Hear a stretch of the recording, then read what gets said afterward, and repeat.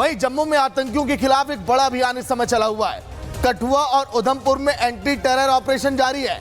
इलाके में 3 आतंकी ग्रुपों का इनपुट मिला और आतंकियों की तलाश में सुरक्षा बलों का अभियान इस समय जारी है। जम्मू कश्मीर के तमाम वो संवेदनशील इलाके, बॉर्डर एरिया, जहां से आतंकी देखिए घाटी में प्रवेश करना चाहते हैं, लेकिन जैश का यह प्लान सफल नहीं हो पाएगा। सुरक्षा एजेंसियां हर तरफ चौकन्नी और ऑपरेशन सिंदूर अभी जारी है। ये आतंकी ये जानते हैं बहुत बेहतर तरीके से। वहीं अब आपको जैश की आतंकी साजिश के खिलाफ जो एक बड़ा अभियान चलाया जा रहा है उसके बारे में अब बता रहे हैं। सुरक्षा बलों के अभियान के बारे में पूरी तस्वीर आपको दिखाएंगे, क्योंकि जम्मू में आतंक विरोधी अभियान में तेजी अब ला दी गई है। कठुआ और उधमपुर में सर्च ऑपरेशन इस समय हर दिन जारी है। हर घंटे दोनों जिलों में 3 आतंकी गुटों की पहचान भी की गई है।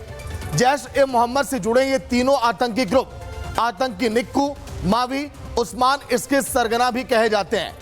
ग्रुप सरगना के पास लगभग M4 कार्बाइन राइफल, हर ग्रुप में 2 से 3 आतंकवादी शामिल हैं। डीजीपी का तीनों ग्रुपों के खात्मे का आदेश है कि इन तीनों ग्रुप के आतंकी कहीं भी दिखें उन्हें तुरंत आप उड़ा दीजिए, ताकि देश के लिए ये खतरा ये ना बने। गुरसिमरन जुड़ गया पूरी जानकारी के साथ। गुरसिमरन, कितने ऐसे आतंकी ग्रुप जो एक्टिव हैं और इस समय तलाशी अभियान सेना का चल रहा है? गुरसिमरन, देखिए, अगर 2 जिलों की बात की जाए, उधमपुर और कठुआ जिले की, यहाँ बताया जाता है कि जैश-ए-मोहम्मद के 3 ग्रुप जो हैं एक्टिव हैं, जिनके सुरक्षा बलों को पहचान हुई है। ये 3 ग्रुप जो हैं, इनमें से 2 को जो है पाकिस्तानी आतंकी लीड कर रहे हैं, एक को जो है स्थानीय आतंकी निक्कू लीड कर रहा है। निक्कू बताया जाता है कि जो कठुआ जिले के मचेड़ी का रहने वाला है, 2003 में पाकिस्तान चला गया था और 2023 में घुसपैठ कर फिर वापस आया था।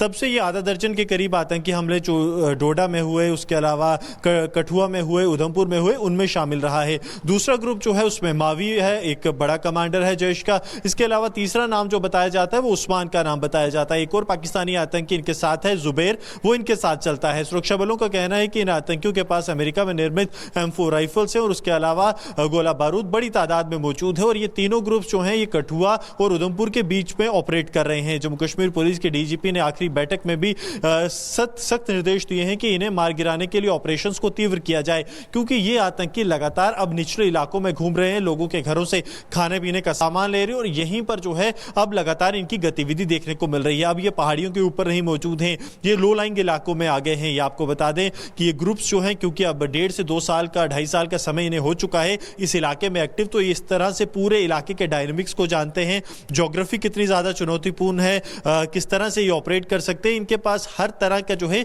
कम्युनिकेशन डिवाइसेस भी मौजूद हैं, चाहे वो फोन्स हो या फिर सैटेलाइट कम्युनिकेशन, जिसके लगातार इंटरसेप्ट जो हैं वो सुरक्षा एजेंसियों को मिले हैं। अब उस बिल्कुल गुरसिमरन, इसीलिए जांच अब तेज कर दी गई है, क्योंकि 26 जनवरी की तारीख भी बेहद करीब है और कई ऐसी धमकियां मिल चुकी हैं। शुक्रिया पूरी जानकारी के लिए। वहीं बात करेंगे यूपी की। उत्तर प्रदेश में धर्मांतरण के रैकेट की जांच कर रही है इस समय एंटी टेररिस्ट स्क्वाड ने बड़ी कार्रवाई की है और छांगुर बाबा के खास सहयोगी इथो इस्लाम को नागपुर से गिरफ्तार कर लिया गया। यह कार्रवाई स्थानीय पुलिस के साथ ही साथ महाराष्ट्र और यूपी की आतंकवाद निरोधक दस्तों की टीम ने भी की है और इसको अंजाम दिया गया बखूबी। इथो इस्लाम धर्मांतरण के नेटवर्क में फंड और लॉजिस्टिक्स में मैनेज करने में अहम भूमिका निभाता था। इथो इस्लाम यूपी में दर्ज गंभीर मामलों में वांछित भी था। उसके खिलाफ गिरफ्तारी वारंट तमाम ऐसी धाराएं भी थी। खुफिया जानकारी के आधार पर सुबह करीब 5 बजे नागपुर के पचपावली थाना क्षेत्र के आशीनगर में यह ऑपरेशन चलाया गया। किसी भी तरह की कानून व्यवस्था की स्थितियों से बचने के लिए यह कार्रवाई बेहद सावधानी तरीके से की गई। इथो इस्लाम पिछले कई सालों से गिरफ्तारी से बच रहा था, भाग रहा था, लेकिन उसकी तलाशी लंबे समय से की जा रही थी।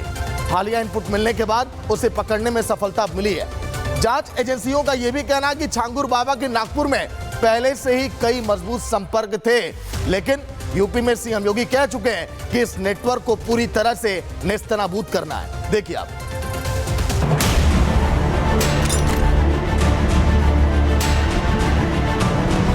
सीएम योगी का ऑपरेशन छांगू। बलरामपुर में आपने देखा होगा एक जल्लाद को हम लोगों ने वहां पे भी गिरफ्तार किया है। धर्मांतरण गैंग पर बाबा का वज्रपात, सख्त ऐलान, यूपी में नहीं चलेगा कन्वर्जन प्लान।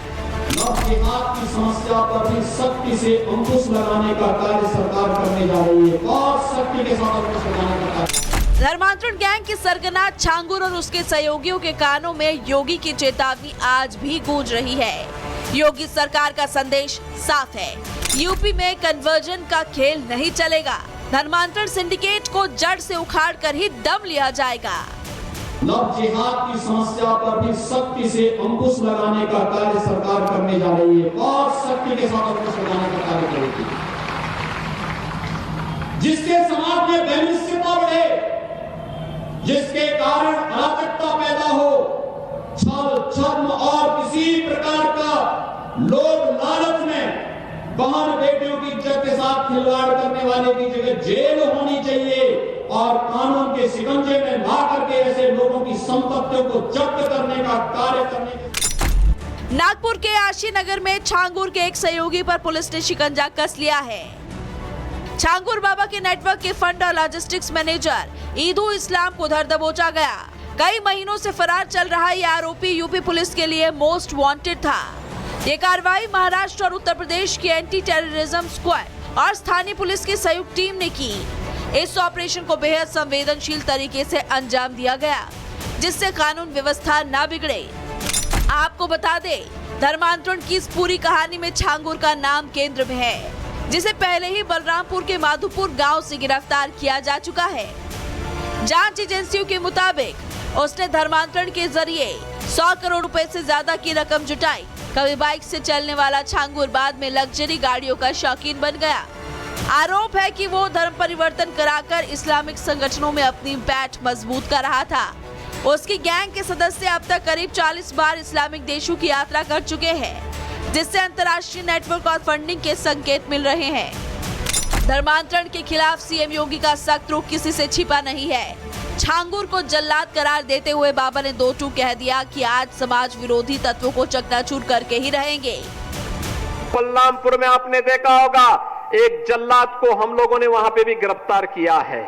कैसे वहां हिंदू बहन बेटियों के इज्जत के साथ खिलवाड़ करता था। ऐसे तत्वों के साथ सख्ती की जा रही है।